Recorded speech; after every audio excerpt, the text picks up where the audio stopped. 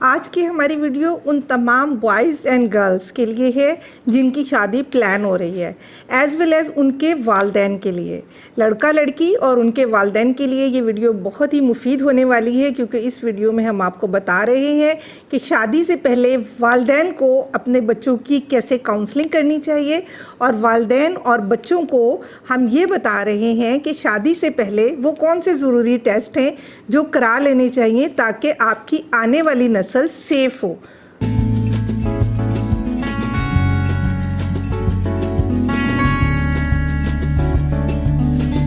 अस्सलाम वालेकुम, this is doctor Samina Taufiq from health with doctor Samina Taufiq YouTube channel. उम्मीद है आप सब खैरियत से होंगे।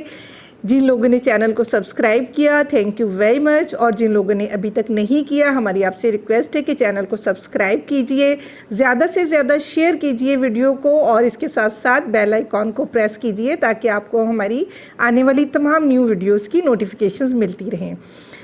रूटीन के मुताबिक हम हर हफ्ते आपके लिए मेडिकल इन्फॉर्मेटिव वीडियोस के साथ हाजिर होते हैं। आज का टॉपिक बहुत इंटरेस्टिंग है और बहुत ही मुफीद है। ये उन वालदैन और बच्चों के लिए है जो अपने वालदैन अपने बच्चों की शादी प्लान कर रहे हैं, और वो बॉयज़ एंड गर्ल्स जिनकी शादी प्लान हो रही है। एक तो मैं ये चाहती हूँ कि जब पेरेंट्स की ये रिस्पॉन्सिबिलिटी है कि जब आप अपने बच्चों की शादी की डेट फिक्स करते हैं या आप प्लान करते हैं उनकी शादी, तो आप प्लीज़ उनके साथ बात कीजिए। उन्हें वो एक नई ज़िंदगी शुरू करने वाले हैं। बेटी को रुखसत होकर एक नए घर में जाना है, नए ख़ानदान में जाना है, और एक लड़के के साथ अपना इंटीमेट रिलेशन डेवलप करना है। तो मेरे पास अब भी बहुत सी बच्चियाँ इस तरह की प्रॉब्लम्स के साथ आती हैं कि साइकोलॉजिकल इश्यूज़ हो जाते हैं और वो अपने इंटीमेट रिलेशन में नहीं जा पाती। तो माओं से हमारी रिक्वेस्ट है और बड़ी बहनों और कज़न से कि प्लीज़ आप उनकी काउंसलिंग ज़रूर कीजिए, ताकि उन्हें कोई आइडिया हो कि उनकी नई ज़िंदगी जो शुरू होने जा रही है उसमें क्या क्या तब्दीलियाँ आ रही हैं, उनका हस्बैंड के साथ रिलेशन क्या होगा, उनका अपने ससुराल वालों के साथ क्या होगा, और नए घर में उन्हें किस तरह से अपनी ज़िंदगी का आगाज़ करना है। इसी तरह से जो बेटे हैं हमारे, उनके लिए भी ज़रूरी है कि उनके वालिद या उनके बड़े भाई उनकी काउंसलिंग करें और उन्हें बताएं कि एक बच्ची जो अपना घर छोड़कर अपनी फैमिली छोड़ के आपके पास आ रही है, तो वो उसकी भी हाई होप्स हैं। आप उसके साथ किस तरह से डील करें और उसके साथ कैसे आप कोऑपरेट कर सकते हैं कि वो आपके घर में एडजस्ट कर सके, आपके साथ एक इज़्दिवाजी ताल्लुक़ कायम करने में उसे किसी दुश्वारी का सामना ना हो। ये तो वो बातें हैं जो मैं चाहती हूँ कि आप काउंसलिंग सेशन में अपने बच्चों के साथ करें। अब आते हैं हम अपने मेन टॉपिक की तरफ, जो बहुत इम्पॉर्टेंट है और जिसकी तरफ हमारी सोसाइटी में, ख़ासतौर पे पाकिस्तान में, फोकस बिल्कुल ना होने के बराबर है। हमारे यहाँ कभी नहीं सोचा जाता कि शादी से पहले कुछ टेस्ट करा लेने चाहिए, ताकि जो बच्ची और बच्चा शादी कर रहे हैं वो उनकी अपनी सेहत के लिए भी बेहतर हो, या उनको शादी से पहले आइडिया हो सके कि उनको कोई ऐसी बीमारी तो नहीं है जो एक से दूसरे को लग जाती है, तो इस तरह से वो अपना इलाज करा सकते हैं शादी से पहले। या फर्टिलिटी के कुछ माइनर से ही कुछ इनिशियल टेस्ट हैं जो ये बता सकते हैं कि ये बच्ची माँ बन सकती है या ये बच्चा बाप बन सकता है। इसके अलावा कुछ ऐसे टेस्ट होंगे जो सेक्सुअली ट्रांसमिटेड डिसीज़ के होंगे, या कुछ ऐसे जेनेटिकली ट्रांसमिटेड डिसीज़ के होंगे। आइए स्टेप बाय स्टेप हम इसके बारे में बात करते हैं। सबसे पहले ज़रूरी है कि ब्लड ग्रुप ज़रूर कराया जाए। जिस बच्चे या बच्ची की शादी प्लान हो गई है, लड़की और लड़के का ब्लड ग्रुप कराना बहुत ज़रूरी है। इसकी इम्पॉर्टेंस इस बात से समझ लीजिए कि अगर जो बच्ची जिसकी शादी हो रही है उसका ब्लड ग्रुप नेगेटिव है और बच्चे का ब्लड ग्रुप पॉजिटिव है, तो शादी होने की सूरत में जब वो बच्ची हामला होती है और बच्चे की पैदाइश होती है, तो उस वक्त डॉक्टर को ये मालूम होना बहुत ज़रूरी है कि इस बच्ची का ब्लड ग्रुप क्या है। क्योंकि जब बच्चा पैदा होता है उसका ब्लड ग्रुप जब चेक किया जाता है, अगर वो माँ के साथ मैच कर जाए तो इट्स ओके, और अगर वो नहीं मैच करता तो फिर माँ को एक ख़ास महंगा टीका लगता है ताकि आने वाले बच्चे के लिए सेफ्टी हो सके। इसे हम RH इनकम्पैटिबिलिटी कहते हैं। RH negative, RH positive group का पता होना बहुत ज़रूरी है। छोटा सा एक टेस्ट है, शादी से पहले करा लेने में कोई हर्ज नहीं है। अगर आप ये टेस्ट कराते हैं तो जब हमल की सूरत में बच्ची डॉक्टर के पास जाती है तो वो डॉक्टर को फ़ौरन बता सकती है कि मेरा ब्लड ग्रुप नेगेटिव है, तो डॉक्टर उसकी फ़ाइल पर लिख देते हैं और वो आने वाली कॉम्प्लिकेशन से बच सकती है। दूसरा जो टेस्ट है वो हम ये कहते हैं कि सेक्सुअली ट्रांसमिटेड डिजीज़ के टेस्ट हैं, जिसमें गोनोरिया है, सिफिलिस है। ये वो बीमारियाँ हैं जो एक से दूसरे में, अगर बच्चे या बच्ची में से किसी को है तो दूसरे में ट्रांसमिट हो सकती है। लेकिन अगर ये टेस्ट कराए जाए और अगर ये डिज़ीज़ आ जाती है, ये HIV भी इसमें आता है, अगर ये डिज़ीज़ है तो इसका इलाज हो सकता है और उसके बाद शादी प्लान की जा सकती है।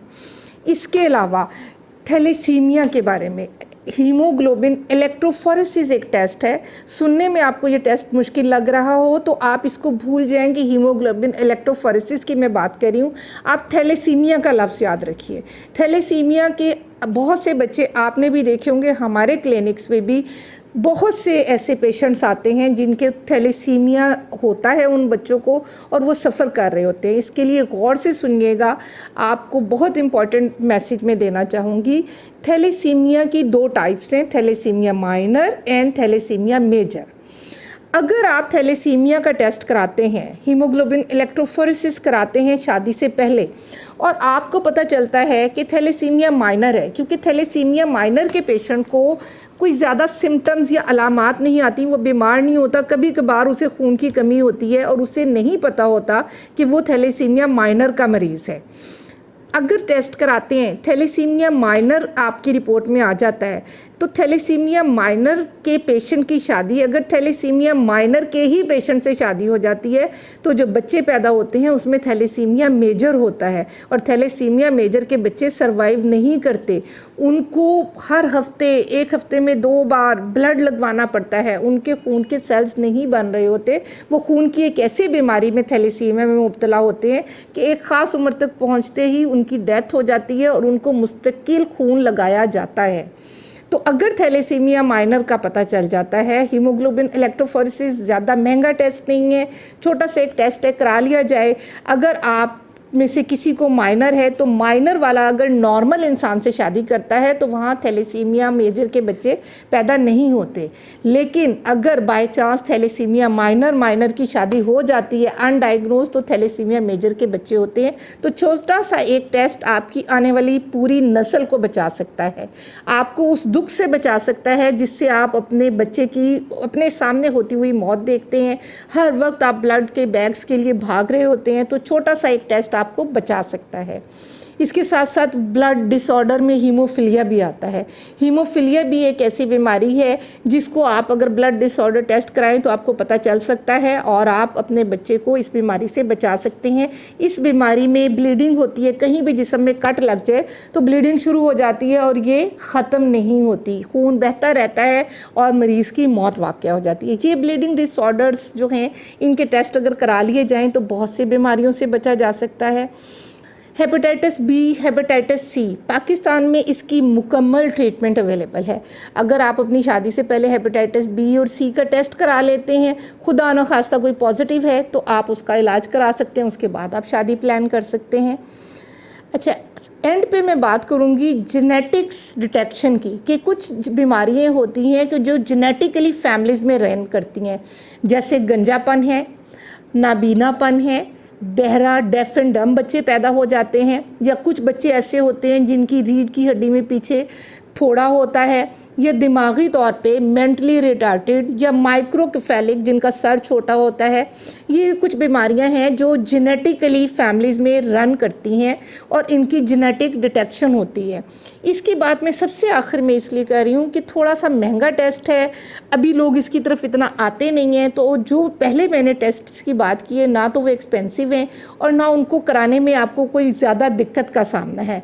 लेकिन अगर आप अफोर्ड कर सकते हैं और आप इस चीज़ को इम्पॉर्टेंट समझते हैं तो प्लीज़ आप जेनेटिक डिटेक्शन पर भी ज़रूर जाइए शादी से पहले।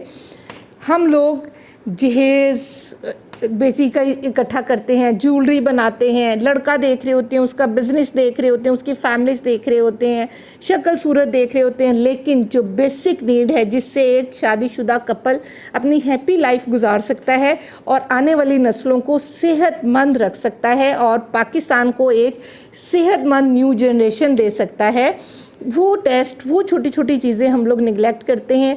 इस वीडियो का मकसद भी सिर्फ यही है कि हमें बहुत तकलीफ़ होती है जब हमारे पास कोई हामला खातून आती है और हम देखते हैं कि उसके बच्चे में कोई एबनॉर्मेलिटी है, या हम जब डिटेक्ट करते हैं तो वो थैलेसीमिया का केस कोई निकल आए, हीमोफीलिया का केस निकल आए, या कपल किसी सेक्सुअली ट्रांसमिटेड डिजीज़ का शिकार हो, तो उस सूरत में हमें भी दुख होता है। तो आप प्लीज़ जो सिंपल टेस्ट हैं जो आपको बताए गए हैं शादी से पहले ज़रूर करा लीजिए, ताकि आप एक खुशहाल ज़िंदगी शुरू कर सकें, आने वाली नस्लें सेहतमंद हो। अपना बहुत ख्याल रखिएगा। फ़ी अमान अल्लाह।